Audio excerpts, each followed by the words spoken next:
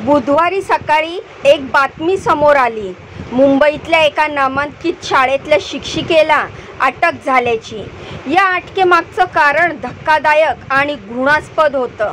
आपल्याच शाळेच्या 16 वर्षांच्या मुलांवर वर्षभरापासून अत्याचार केल्याचा या शिक्षिकेवर आरोप आहे। ज्या शाळेत ही शिक्षिका काम करायची ती मुंबईतील नामांकित शाळा असून देशातल्या टॉप 5 शाळांमध्ये या शाळेचं नाव घेतलं जातं, अशी ही माहिती समोर आली आहे। याच शाळेत या शिक्षिकेकडून आपल्या पेशाला काळीमा फासणं हा प्रकार घडलाय। कोणालाही कळू न देता वर्षभर या शिक्षिकेकडून त्या अल्पवयीन मुलांवर अत्याचार होत होते। 40 वर्षांची ही शिक्षिका त्या विद्यार्थ्यांकडे आकर्षित झाली।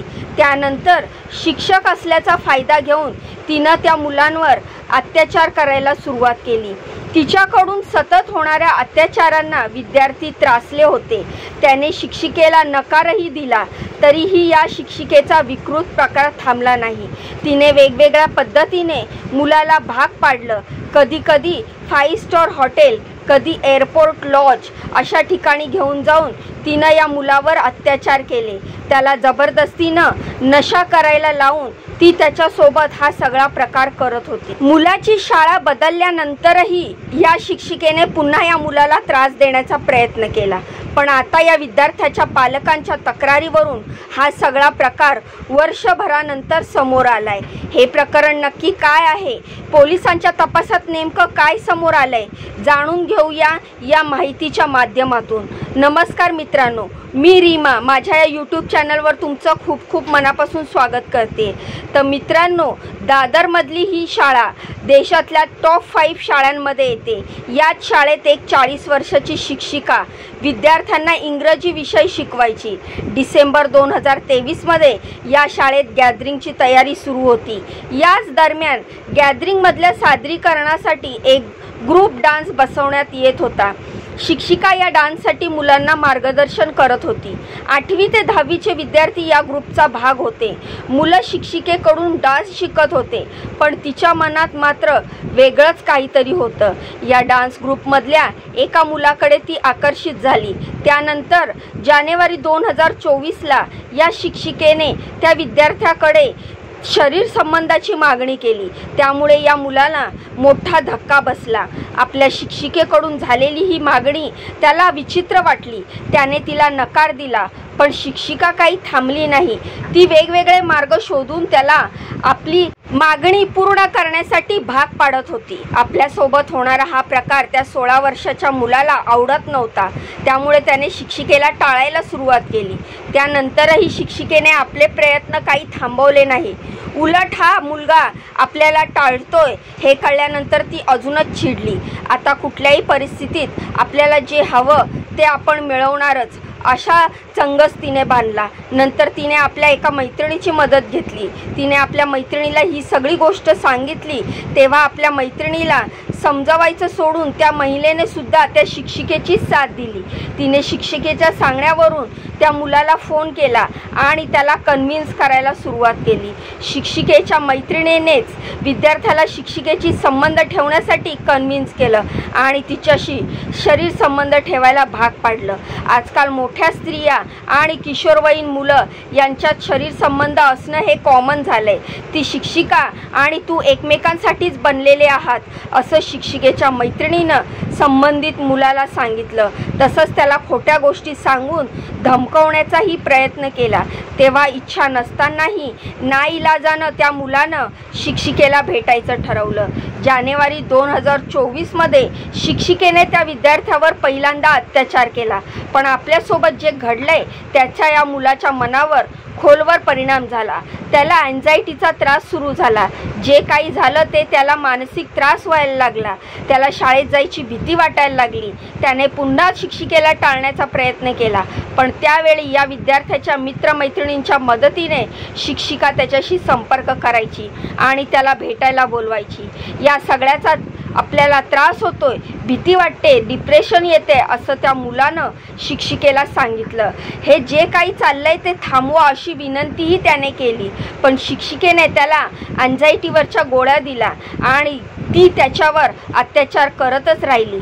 जानेवारी 2024 पासून गेल्या वर्षभरात अनेक वेळा या शिक्षिकेने त्या विद्यार्थ्यावर अत्याचार केले। कधी मुंबईतील 5 स्टार हॉटेलमध्ये तर कधी विमानतळावरच्या लॉजवर ती त्याला घेऊन जायची। या शिक्षिकेच्या विकृतीने इतकं टोक गाठलं होतं की ती शरीर संबंध ठेवताना त्या अल्पवयीन मुलाला दारूसुद्धा पाजत होती, अशी माहिती माध्यमांकडून देण्यात आली आहे। त्या सगळ्याचा त्या मुलावर शारीरिक आणि मानसिक परिणाम होत होता। वर्षभर सुरू असलेल्या या घाणेरड्या प्रकारामुळे त्याचं वागणं बदलत होतं। घरच्यांशी आणि त्याच्या मित्रांसोबतही या मुलाचं बोलणं कमी झालं होतं। आपल्या मुलाच्या वागण्या बोलण्यात अचानक झालेला हा बदल त्याच्या पालकाच्या लक्षात आला। त्यांनी त्याची काळजी वाटायला लागली। तेव्हा पालकांनी त्याला विश्वासात घेऊन काय झालंय ते विचारलं। तेव्हा वर्षभर आपल्यावर होणारे अत्याचार सहन करणाऱ्या त्या मुलाचा बाण फुटला। त्याने हा सगळा प्रकार आपल्या आईवडिलांना सांगितला।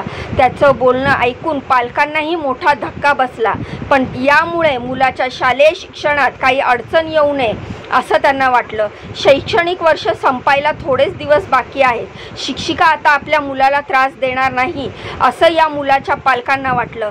वर्ष संपल्यानंतर त्यांनी मुलाची शाळासुद्धा बदलली, पण तरीही या शिक्षिकेने मुलाचा पाठलाग सोडला नाही। तिने त्याच्याकडे काम करणाऱ्या एका कामगाराच्या मदतीने या मुलाला पुन्हा एकदा बोलवलं। शाळा बदलूनही आपल्या मुलाला होणारा त्रास कमी न झाल्यामुळे पालकांनी शेवटी दादर पोलीस स्टेशन गाठलं।